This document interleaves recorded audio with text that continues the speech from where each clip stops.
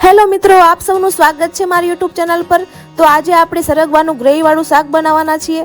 તો આપ સૌ મારા વિડીયોમાં લાસ્ટ સુધી બન્યા રહેજો અને મારો વિડીયો તમને ગમે તો લાઈક, કમેન્ટ અને શેર જરૂર કરજો અને મારી ચેનલને સબસ્ક્રાઇબ કરવાનું ના ભૂલતા। તો ચાલો મિત્રો, હવે આપણે સરગવાનું ગ્રેવી વાળું શાક બનાવવાની શરૂઆત કરીએ। આ શાક ખૂબ જ સ્વાદિષ્ટ બને છે, તમે પણ ઘરે એકવાર જરૂર ટ્રાય કરજો મિત્રો। સૌપ્રથમ આપણે સરગવાનું ગ્રેવી વાળું શાક બનાવવા માટે સરગવાની શીંગને ધોઈ લેવાની છે અને પછી એને આ રીતે ચપ્પુ વડે ટુકડા કરી લેવાના છે અને બધા જ ટુકડા એક ડીશમાં કાઢી લેવાના છે। પછી એક કુકર લેવાનું છે, કુકરમાં 1.5 થી 2 ગ્લાસ પાણી નાખવાનું છે અને અંદર બધી સરગવાની શીંગના ટુકડા છે એ અંદર નાખી દેવાના છે અને પછી એમાં થોડુંક મીઠું નાખી દેવાનું છે 1 ચમચી અને એને હલાવી લેવાનું છે અને પછી એને ગેસ ઉપર મૂકી દેવાનું છે અને આ સરગવાને આપણે બાફી લેવાનો છે। 3 થી 4 સીટી વાગે એટલે એ બફાઈ જાય છે અને પછી એને ખોલીને ચેક કરી લેવાનું છે કે સરગવો બફાઈ ગયો છે કે નહીં।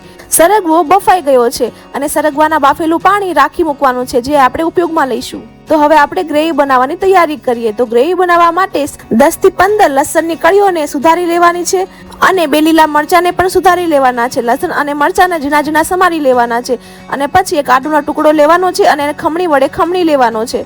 આદુનો ટુકડો ખમણા જાય એટલે આપણે એક વાટકી લેવાની છે અને એ વાટકીમાં આપણે 2 થી 3 ચમચી ચણાનો લોટ નાખવાનો છે અને એમાં પાણી નાખીને એકદમ એને મિક્સ કરી લેવાનું છે। ચણાના લોટના ગાંઠા ના રહી જાય એ રીતે સરસ રીતે મિક્સ કરી દેવાનો છે। ચણાનો લોટ એકદમ મિક્સ થઈ જાય પછી આપણે 2 ટમેટા લેવાના છે અને એને 2 ભાગ કરી લેવાના છે અને ખમણી વડે બંને ટમેટાને ખમણી લેવાના છે અને એની ગ્રેવી કરી લેવાની છે। તો હવે આપણી બધી જ સામગ્રી એકદમ રેડી છે। તો તમે જોઈ શકો છો સુધારેલું લસણ, સુધારેલા મરચા, આદુ ખમણેલું આદુ, ચણાના લોટની પેસ્ટ, બાફેલા સરગવાની શીંગ, બાફેલા સરગવાનું પાણી અને ટમેટાની ગ્રેવી। તો હવે આપણે ગેસ શરૂ કરી લઈશું, એની ઉપર કડાઈ મૂકીશું અને એમાં તેલ નાખીશું। તેલ આવી જાય એટલે આપણે 1 ચમચી એમાં રાઈ નાખીશું, 1 ચમચી જીરું નાખીશું અને એ ફૂટી જાય એટલે હિંગ નાખીશું અને જે આપણે લસણ સુધાર્યું હતું એ લસણ નાખીશું, સુધારેલા મરચા અને ખમણેલું આદુ નાખીશું અને એને હલાવી લઈશું। જ્યાં સુધી લસણ કકડી ના જાય ત્યાં સુધી એને હલાવતું રહેવાનું છે। લસણ કકડી જાય એટલે તમારે એક ડીશ લેવાની છે અને તમે જેટલું તીખું ખાતા હોય એ પ્રમાણમાં મરચું લેવાનું છે, પછી હળદર નાખવાની છે, હિંગ નાખવાની છે, સ્વાદ મુજબ મીઠું નાખવાનું છે અને ધાણા જીરું નાખવાનું છે અને હવે સરગવો બાફેલું જે પાણી બચેલું હતું એ બચેલું પાણી આમાં નાખવાનું છે અને આ બધું જ મિક્સ કરી લેવાનું છે। આ સરગવાની શીંગનું બાફેલું પાણી ખૂબ જ ઉપયોગમાં આવે છે, જે હેલ્થ માટે પણ ખૂબ જ સારું છે, તમે આને પી પણ શકો છો। હવે આ બધો મસાલો મિક્સ થઈ ગયો છે, આપણે એને શાકમાં એડ કરી દઈશું। તો હવે હું આને બધો જ મસાલો એડ કરી દઉં છું અને એકદમ એને હલાવી લેવાનું છે।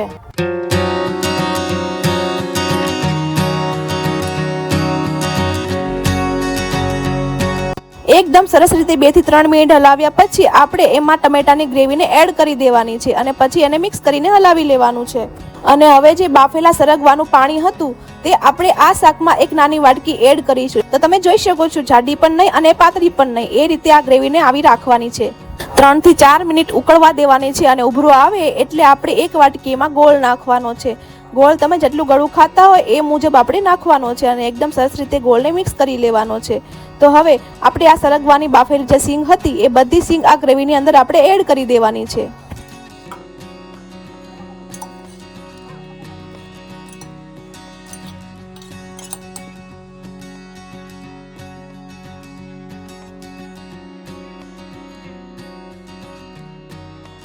સરગવાની બધી શીંગ એડ કર્યા પછી 3 થી 4 મિનિટ આને હલાવતું રહેવાનું છે અને એકદમ મિક્સ થઈ જાય એટલે આપણે જે ચણાના લોટનું મિશ્રણ બનાવ્યું હતું એ આની અંદર આપણે ઉપરથી એડ કરી દેવાનું છે। આપણે ધીમે ધીમે આની ઉપર પાથરી દેવાનું છે અને 1 થી 2 મિનિટ એમનેમ જ રહેવા દેવાનું છે, એને હલાવવાનું નથી। 2 થી 3 મિનિટ થાય એટલે આપણે એને પછી હલાવી લેવાનું છે અને એકદમ મિક્સ કરી લેવાનું છે। 5 મિનિટ સુધી આ રીતે હલાવતું રહેવાનું છે અને હવે તમારા સરગવાનું ગ્રેવી વાળું શાક એકદમ બનીને તૈયાર થઈ ગયું છે, જે એકદમ સ્વાદિષ્ટ છે અને એકદમ નવી રીતથી બનાવેલું છે। તો મિત્રો, તમે ઘરે એકવાર તો જરૂર ટ્રાય કરજો। જો તમને મારો વિડીયો ગમ્યો હોય તો લાઈક કરો, કમેન્ટ કરો અને શેર જરૂર કરજો અને મારી ચેનલને સબસ્ક્રાઇબ કરવાનું બિલકુલ ના ભૂલતા, જેથી આવા અવનવા વિડીયો હું તમારા સુધી પહોંચાડી શકું। તો ચાલો મિત્રો, હવે મળીએ આપણે નેક્સ્ટ વિડીયોમાં। ત્યાં સુધી બાય બાય।